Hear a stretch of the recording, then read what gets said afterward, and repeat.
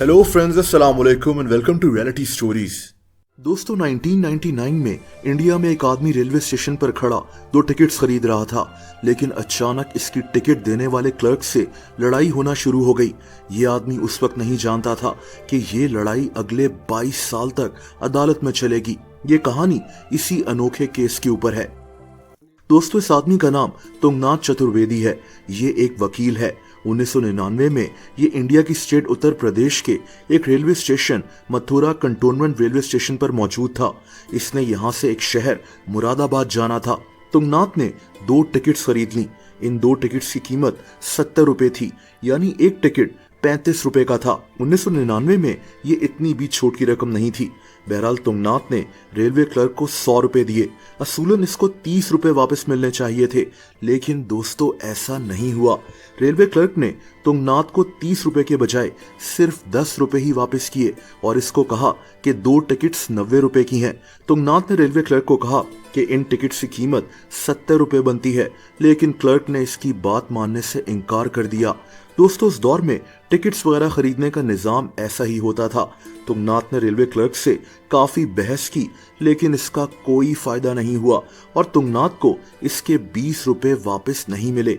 अब दोस्तों, इस आदमी के जहन से ये 20 रुपए नहीं निकल सके। इसके मुताबिक बात पैसों की नहीं थी, बल्कि असूल की थी। पता नहीं कितने लोगों से इस तरह फ्रॉड हुआ होगा और 20 रुपयों के लिए लोग इस बात को भुला देते होंगे, लेकिन तुंगनाथ इस बात को भुला नहीं सका। ये खुद एक वकील था और बस इसने फैसला किया कि ये इंडियन रेलवे के खिलाफ अदालत में इस केस को लेकर जाएगा। 20 रुपए का केस। दोस्तों, इस आदमी ने इंडिया के नॉर्थ ईस्ट रेलवे के खिलाफ केस फाइल कर दिया। ये केस मथुरा शहर के एक कंज्यूमर कोर्ट में फाइल किया गया।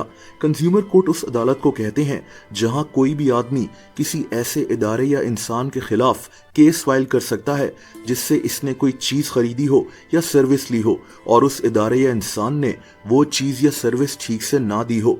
लेकिन ये कहानी यहाँ खत्म नहीं हुई। इंडियन रेलवे का कहना था कि ये केस रेलवे ट्रिब्यूनल में सुना जाना चाहिए, ना कि कंज्यूमर कोर्ट में, और इंडियन रेलवे ने इस केस को वहीं खुद ही डिसमिस कर दिया। हमारा मुल्क पाकिस्तान हो या फिर इंडिया, सरकारी इदारे इसी तरह चल रहे होते हैं। इंडियन रेलवे ने इसको 20 रुपए देने के बजाय इस केस को ही खत्म कर दिया, लेकिन तुंगनाथ भी जिद का पक्का था। हालांकि इसकी फैमिली ने भी इसे समझाया कि ये इस केस को आगे लेकर मत जाए, लेकिन ये आदमी खुद एक वकील था।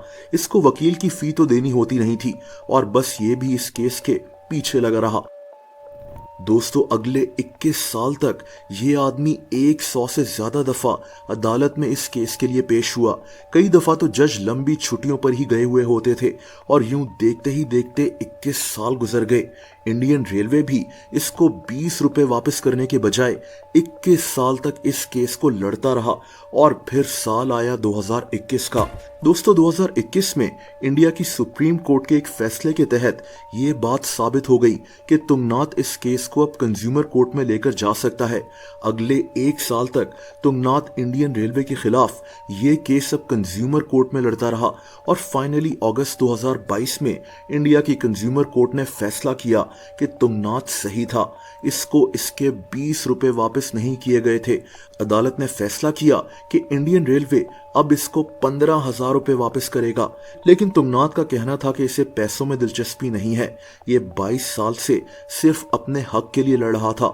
इसकी उम्र अब 66 साल हो चुकी थी।